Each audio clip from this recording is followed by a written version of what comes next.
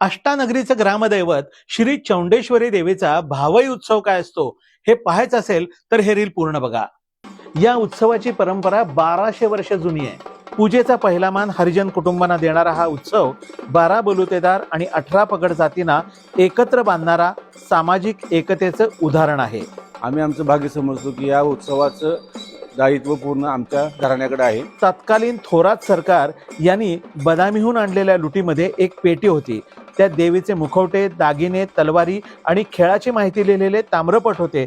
त्यावरून हा खेळ खेळला जातो। तर या खेळामध्ये देवीनं चामुंडा अवतार धारण करून चंडमुंड या राक्षसांसोबत 5 दिवस 5 रात्री जे युद्ध केलं त्या कथेचं पारंपरिक वेशभूषा आणि वाद्यांच्या साथीनं दिवटे आणि पलितांच्या उजेडात सादरीकरण केलं जातं। यात खेळगडी, मानकरी आणि 12 बलुतेदार सहभागी होतात। हा जो उत्सव आहे तो ज्येष्ठ कृष्ण दशमीला सुरू होतो आणि महाराष्ट्रीयन बेंद्रापर्यंत चालतो। परंतु यातले महत्त्वाचे जे दिवस आहेत ते म्हणजे जोगणी आणि मखोटे। हे खेळ पाहायला महाराष्ट्र आणि कर्नाटकातून भाविकांची मोठी गर्दी होते। तर हा भावई उत्सव सगळ्यांना माहीत होण्यासाठी हे रील भारतभर फॉरवर्ड करा।